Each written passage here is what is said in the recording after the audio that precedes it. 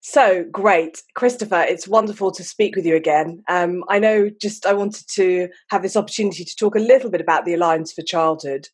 I just wondered, I know that Joan had passed away this year, and we just thought it might be a good opportunity to just share a little bit about her as a co-founder and the Alliance for Childhood and how it came to be.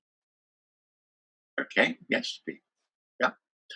So actually the Alliance started in 97. It was quite extraordinary because I'd been thinking about questions of early years here and Joan in the United States without any connection with each other. Mm. And it so happened that we did meet and found that we had a similar idea that something had to be done. And then we met in Stuttgart and we had a few conversations and wrestled with the idea until we came up with the idea of the Alliance. And then with a few other colleagues, Annie Jenkinson and two colleagues from the German Steiner movement who worked with us for a little while, we decided to, excuse me, we decided to launch what we called the Alliance. Mm. It took quite a time to formulate what we meant by that. And what we came down to was that we wanted to create a sort of umbrella network, not an organization as such, but one that was very inclusive for different NGOs, people with different viewpoints or beliefs, where we could just share them with an open heart and work out of goodwill for children without defining a particular program that this was right and this was wrong, but much more open than that. Now we wanted it to be international from the very beginning to bring in these different dimensions. And so it took off from there in different countries. We started with a big event in Brussels in 2000, which was very successful. I think about 350 people turned out for 3 days. Oh, and that gave us a sort of launching pad and confidence to continue with this work. It's not been particularly easy because it's somewhat vague. Because we're bringing in so many different dimensions and viewpoints. It sort of has a sort of ephemeral quality. The Alliance is there when you do something, and it's not really there when you don't. Sure. To speak. So that's made it difficult to explain to people and to ourselves. So we have to keep on trying to explain that working together in this way, sharing goodwill, that actually working for children helps us become better people.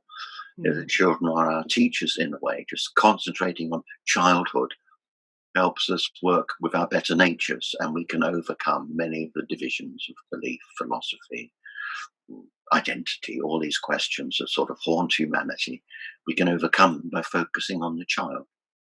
And we deliberately called it Alliance for Childhood, not for children, because we felt the capacities of a childhood, especially early childhood, of wonder, trust, playfulness, joy, all these things that young children come out of their nature, we can rebuild as adults in a conscious way, whereas in childhood it's unconscious. In adult, we can find a sort of conscious way of using those human forces to create something together. So it comes and goes, really. I mean, it's been very strong in Brussels, where I've been working very strong with my colleague, Michael Matis, for the last 12 years. We've built it up in the European Parliament. We have sessions there. We've had more than 70 in the last 12 years in the Parliament, where we invite a pedagogue, a child psychologist, a doctor, anybody who has a good insight into childhood to give a talk in the Parliament building. The MEPs are our patrons, so we can always use the Parliament for this. And we have a hearing, and the person gives a talk, and then we have a discussion. And then we publish a book every year or so with all these different aspects, perspectives on childhood. And it's a very rich resource. I know these books are used by the Commission. They're appreciated by people who see them because they look at childhood from so many different angles. Everybody bringing their experience and their research and their knowledge to the fore, which we then share with each other to try and teach ourselves to be better activists as well. So in Brussels, that works extremely well. It's well known in the Parliament, and it gradually, children have percolated into the political process. It wasn't there 20 years ago. children were not considered citizens. Mm. I had many discussions with MEPs, and they said, well, why? It's a nice discussion, but why are you here? We don't work with children. Mm. But that changed around 2000 with the Treaty of Lisbon, and suddenly we found we could take off, and these sessions have worked very well in Brussels, and it's created a very collegial atmosphere between many non-government organisations that would normally be working on their separate tracks, each of them Mm. with their own identity, their own purpose, and now we can share what we want to do together. Joan, when in the States, then worked with the Alliance, and she did it in a slightly different way, a more formal way, because whereas in Brussels we don't have any funding, really, no funding. Mm. In America, she wanted to start very strongly, so she had to go for funding, which meant creating a more formal organization, which she led with great vigor and enthusiasm. And they tackled various issues which they felt were burning issues. One was the whole demise of play, the sense that children don't play as they used to. They don't have the Mm. opportunities to play. There's fear of their safety. They don't go outside as much. They have screen technology to use for entertainment. So there's a quality of imagination and play that was getting lost. Mm. Schools no longer had recesses because they feared it was a risk for the children to play outside, and things like that, which really concerned her. So she took a very active interest in that and was promoting play as an essential part of childhood. And then she also worked very hard on the question of digitalization, the Mm. IT. What is the healthy use of IT? And where can it actually work adversely for the experiences of childhood? And she published books, did research, and built up a whole network across the States, which is still highly respected in many quarters. Mm. In Brazil, it also took off very strongly, especially to do with child poverty, inequality, parenting. And they, for a while, had a very strong group working across the country, also politically, to put children on the map. That's somewhat less now because of the political problems in Brazil, and also because we work in a way that's voluntary. To do the work, we have to run an office or travel. It needs sort of donations Mm. for the infrastructure, and in Brazil that sort of dried up. Mm. So, And how many countries are involved in this work in the Alliance? well, at the moment it's Australia, Brazil, USA, uh, England, London, and Brussels. But there are Mm. also groups that we don't really, alliance groups that we don't have strong contact with. I know in Barcelona there's a Mm. group, there's been a group in Japan, there's been a group in Sweden. But because of its nature, it only comes out of personal initiative. Mm. Depends on the people. Sure. Sometimes people come and go or don't want to do it anymore, pass away, like Joan. So it comes Mm. and goes. And we've left it like that. We don't want Mm. to create a structure that has its own sort of ego, but rather something that's shared among us. And so sometimes it's stronger, sometimes less so. Mm. And are there any particular success stories? I know you said you've come together a lot in the European Parliament and published lots of books.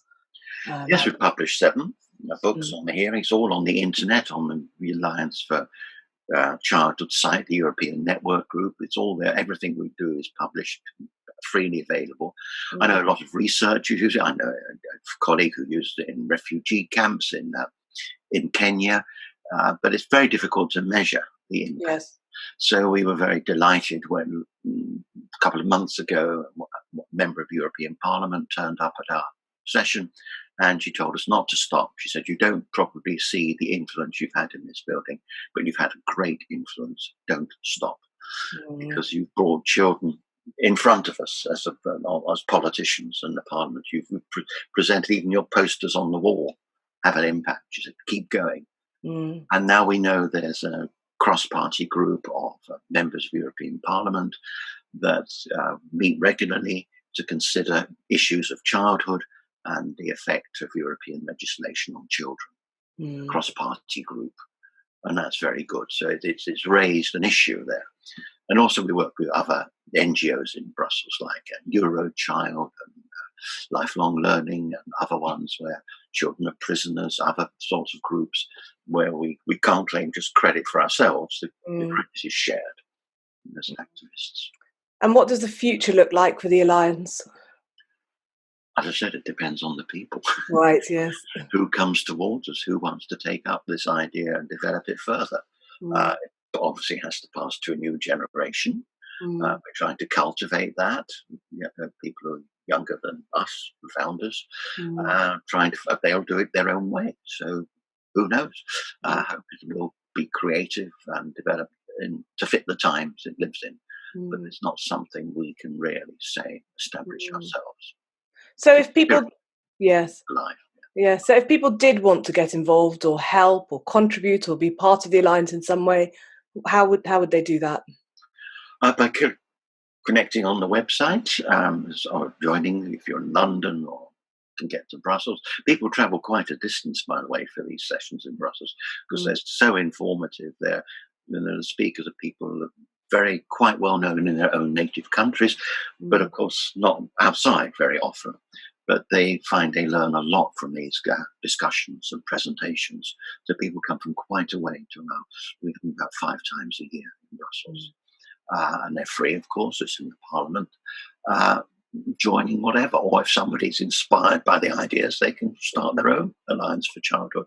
I Mm. mean, basically, be a member to join a partner, we don't call them members because we have them, is that you subscribe to the United Nations Convention of the Rights of the Child, Mm. 1989, that you stand behind that. That's our main criteria. And that you have a good heart for children and want Yeah. to work with other people. Then fine, join us. Well, wonderful. Thank you so much for this, all the work that you've done over the years with the Alliance, and Thank you. thank you for your time today. It's been great to Thank you speak very to much, you. Priya. Great. Thank Thank you. you. Goodbye. Bye bye.